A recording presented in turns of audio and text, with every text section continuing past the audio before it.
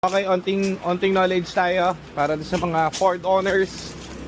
May nagdala sa atin, hindi sa amin galing na Fiesta, 2011 to 2012 model na Fiesta, yung old look niya.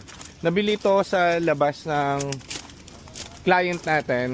Gayon, marami silang pinagawa dito, marami silang pinagawa. So ngayon, napagtanto niya, yung mister niya ay nanonood pala sa atin. Sabi niya, kaklase ko yan eh. O sabi niya, kaklase ko yan. Diyan madaling kaklase ko yan. So dinala niya rito. Ngayon, ang problem ng kotse niya is, anong problem niya? May lumalabas na throttle body. Ano pa ba yung isa doon? Tinatapakan? Throttle pedal. Tapos ayaw umandar ng kotse. Tapos yun ang nagiging problem. Tapos tumatagas to. So ngayon, ang history niya, hinanap ko agad yung history niya. Pinagawa na dati yung computer box, tama? Okay, so bago yung computer box niya, pinalitan niya na dati 2 years ago, 3 years ago. Okay, so kadalasan 2023, okay, 2023 yung computer box. So yan ang history niya. So ngayon, ang nangyari sa kanya, yun nga, ayaw umusad, may mga ganong senaryo, kung ano-ano yung lumalabas sa OBD. So ngayon, kapag ka ganun, iba-iba yung lumalabas yan, iba-iba nawawala-wala. More on computer box pa rin yan. Pero dahil nga it's working, nagpa-function naman siya, ayaw lang umusad, sinek namin kung ano yung problem. Dahil yung computer niya, mukhang okay pa naman, at goods pa naman, kasi na-start eh. May mga code lang na lumalabas, katulad ng throttle body. Yung throttle body, napakadalang po ang nasisiraan yan. Sobrang dalang. Siguro sa dami ng binenta namin, wala pa kami nasira kahit isang ganun eh. Wala pa eh. So, pwede rin yun ang problema kung yun lang yung nasa OBD. O pwede yan. Pero kung iba-iba yung lumalabas, nag-switch ng code, more on computer box. Pero dahil working naman siya at ayaw lumabas ng problema dito, ayaw talagang lumabas, nung dinala niya rito yung problema, ang ginawa namin sa kanya is yung mga common at yung mga nakikita namin dito. Ano yon? Yung tagas dito, palit tayo ng ito muna yung gasket, yung tagas. Valve cover gasket, pinalitan natin. Number 1 yan. Ngayon, meron kaming parts dyan ng lahat ng pyesa na yan. Kaso, sabi ko sa kanya, mahirap naman pag pinalitan natin agad. Testingin muna namin, tapos alamin namin kung ano yung nagiging issue kasi madali magpalit. Kaso sayang yung bayad. So, ang ginawa sa kanya, ang nakikita na lang namin problem dito dahil 3 araw na yata dito to. Wala naman, di naman lumalabas yung sinasabi nila. Ang nakita naming issue dito is minodify yung fan assembly. Oh, yung fan motor. Oo, yung fan motor, pati yung fan assembly, minodify. So, hindi masyadong umiikot. Kaya may naririnig daw siyang parang langit-ngit. Tinatanong niya, namamatay-matay yung fan ko. Ito yung kanyang mga pisa-pisa. Ito yung mga parts na pinalitan namin. Yung nakikita lang namin kasi guys, eto, hindi naman sa amin binili yan. So, inaalam namin yung history ko, ano yung mga ginawa. Importante yun para ma-detect agad natin kung ano yung mga gagawin. So, eto lang naman yung mga nakita namin sa kanya eh. Minodify itong itong mismong fan. Ayan, basag-basag. Ito ba yun? Oo, boss. Ito yung kinabit na tigpeki talaga. Kapag... Hindi, dito yun. Di ba may basag yun? Hindi, iba ito, boss.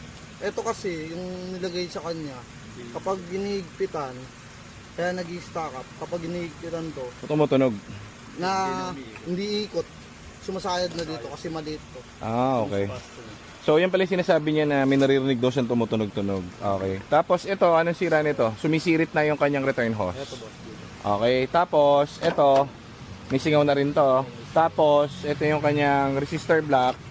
Busted na rin. Kaya, yun kalakalawang na. So, tapos yung gasket niya, valve cover gasket. Siya lang naman yung pinalitan. Ngayon, magtatanong kayo, bakit naman pinalitan nyo yun?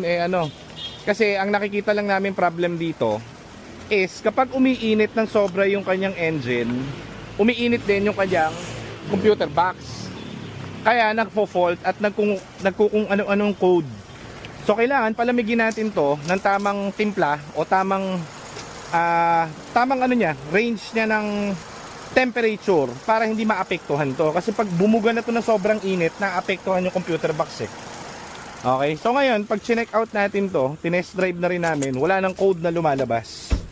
So minsan, may mga ganyan na hindi laging titignan nyo lang is yung OBD scan. Ang makikita, dito kasi ang tinitira natin is yung experience na marami na tayong na-handle na ganito. So hindi lang porket ang code niya nakasulat doon, kunwari throttle body na. Minsan, hahanapin mo rin yung pulot dulo ng problem niya. So ayan, 83 na lang. tirik yung araw, sobrang lamig ng aircon. Pag ginas mo, sobrang accurate na niya. Kaya bibigyan ka na niya. So, unlike yung dati na ayaw umusad, nawawala. Ngayon, wala rin yung check engine, naubos lahat. So, tama yung hinala natin dito, hindi dahil magaling tayo sa ganito, marami na lang tayong experience na ganito dahil sobrang dami na nating binentang ganito at sinervisan na ganito. So, yan lang. Yan yung rules natin doon o aral natin doon. Hindi lahat makukuha nyo sa OBD. Pwede kayo mag-base doon, pero checkin nyo rin, sasamahan mo ng onting experience yung pagtingin ng OBD. Okay, so ito okay na to. Paparelease na natin sa aking classmate to. Masayang tao na sila. Boom, boom, boom, boom, boom. Ayaw kasi umusad nung una eh. Lumalabas dito yung throttle pedal sensor, tapos throttle body, tapos paikot-ikot yung code, paikot-ikot yung code. So ang ginawa natin, pinalamig natin yung buong system. O yan, pwede nang ibiyahe. Yan guys, pag meron kayong any issue, Export, Focus, Fiesta o Ranger, kahit ano, alin nyo yan dito sa shop. Tapos na to. Tapos tranny overhaul din yung isang yon. Asan na isa? Dala, gamit. Pinatesting na pala yung isa. Eto, sana kuha nyo ng classmate ko at ang tagal na rito nito. Magpo 4 days na to. Okay, so ayan, thank you guys. Thank you ka sa mga sumaludo ka tapos gumanong ka pare. Thank you sa lahat. Gumanon. Yan, sige, ayos. So, alis na sila, yun yung classmate ko. Happy na sila. Inikot nila lang Araneta, very good. Ibang-iba na yung takbo. Golden rule. Oy, sir! Balita. Papapalit daw kayong ilaw?